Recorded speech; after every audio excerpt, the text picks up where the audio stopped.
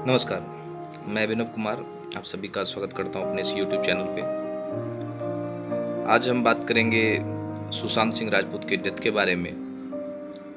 जब पहली बार ये खबर आई कि सुशांत सिंह राजपूत ने अपने बांद्रा स्थित फ्लैट पे आत्महत्या कर ली, तो पूरे देश को एक झटका सा लगा। पूरे देश में शोक की लहर दौड़ गई और सभी लोग बस केवल ये बात जानना चाहते थे कि आखिर उस एक्टर ने जिन्होंने कि जीने का मतलब सिखाया अपनी फिल्मों के द्वारा, चाहे वो छिछोरे फिल्म थी या अभी जो हाल ही में रिलीज हुई फिल्म दिल बेचारा, इन सब फिल्मों के माध्यम से उन्होंने लोगों को समझाना चाहा कि सुसाइड सॉल्यूशन नहीं है और ज़िंदगी को खुशी खुशी जीना चाहिए। तो इस तरह के व्यक्तित्व को पर्दे पर जीने वाला व्यक्ति खुद अपने जीवन में हार कर कैसे आत्महत्या कर सकता है।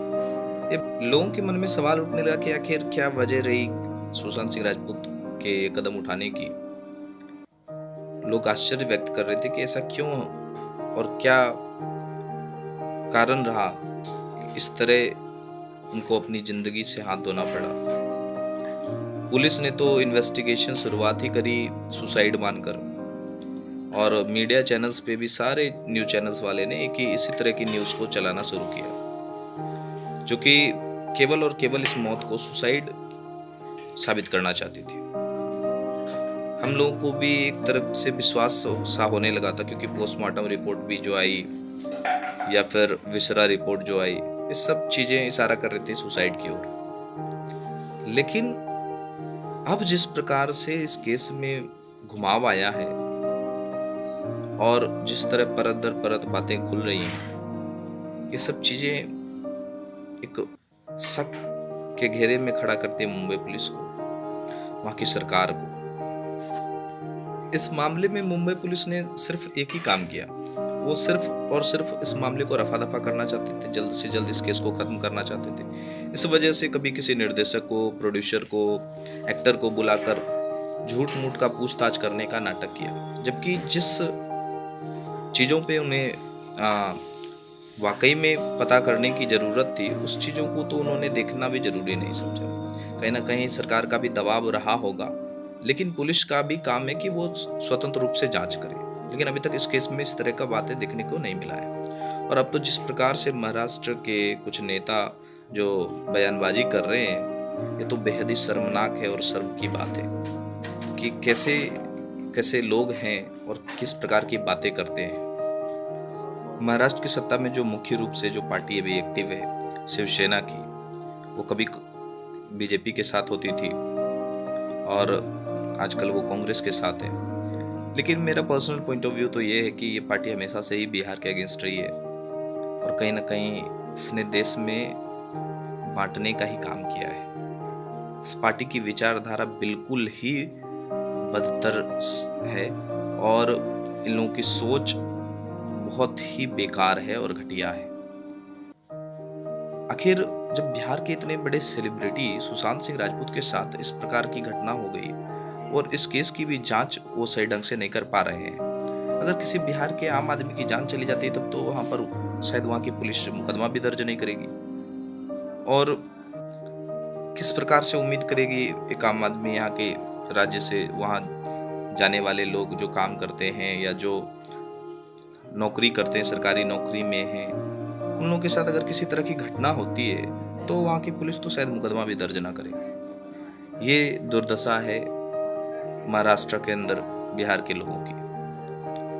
बात करते हैं इस केस से जुड़े कुछ मुद्दों की, जो कि मुझे बहुत ही ज़्यादा संदेहास्पद लगा, जिसमें मुंबई पुलिस को वहाँ पर जांच करना चाहिए था कि जब डेथ हुई तो सबसे पहले तो कहीं ना कहीं किसी भी तरह की डेथ होती है या आत्महत्या है या चाहे किसी भी प्रकार की घटना हुई है तो कहीं ना कहीं पैसों का तो वहाँ पे मतलब रहता ही है। तो उन्होंने सुशांत की बैंक डिटेल्स को देखना जरूरी नहीं समझा।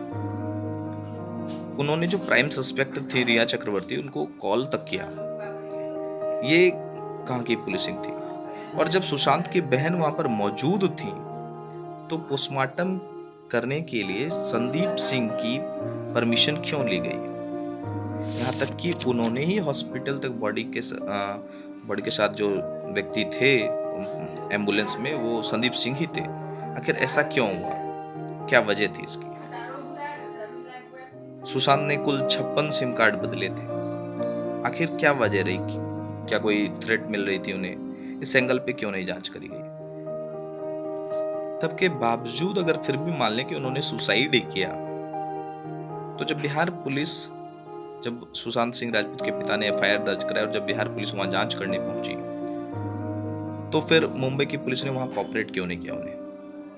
उन्हें गाड़ी तक नहीं दी गई, उन्हें मीडिया से बात तक नहीं करने दिया गया। और जब जांच करने के लिए एक वरीय अधिकारी, एक सीनियर आईपीएस ऑफिसर को भेजा गया, विनय तिवारी को, तो वहां उन्हें जबरन क्वारंटाइन कर दिया गया। ये सब चीजें इशारा करती हैं कि कहीं ना कोई बड़ी मछली इस मामले के अंदर इन्वॉल्व है, जो वहां की सरकार में शामिल है।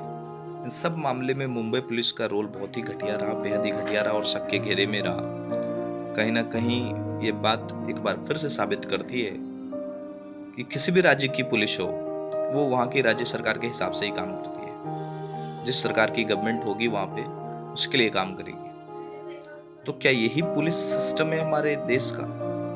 ये बेहद ही शर्मनाक बात है। शिवसेना और जो कांग्रेस के नेता हैं, वे लोग कह रहे हैं कि मुंबई पुलिस अपना काम सही ढंग से कर रही है और उनके जांच में किसी तरह की बाधा नहीं आनी चाहिए।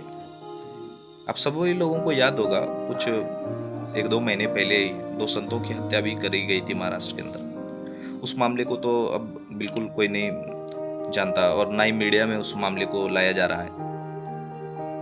उस मामले में पुलिस का रोल बहुत ही घटिया और शर्मनाक था। तो कहीं ना कहीं महाराष्ट्र की पुलिस बेहद ही शक के घेरे में है। दूसरी बात, बिहार के भी सभी नेताओं को शर्म आनी चाहिए। जब बिहार पुलिस के अधिकारियों के साथ वहां पर इस तरह का बुरा व्यवहार किया गया, तो इन्हें कड़ी आपत्ति जतानी चाहिए थी। दूसरे राज्यों की सरकारों को भी बिहार के साथ खड़ा होना चाहिए, क्योंकि कहीं ना कहीं बिहार को बहुत ही हीन भाव से देखा जाता है पूरे देश के अंदर। ये बहुत ही शर्म की विषय है। बिहार का भी एक योगदान है इस देश के अंदर। अब तो खैर ये केस बिहार सरकार ने रिक्वेस्ट किया था सीबीआई से जांच कराई जाए और केंद्र सरकार ने मांग भी मान ली है।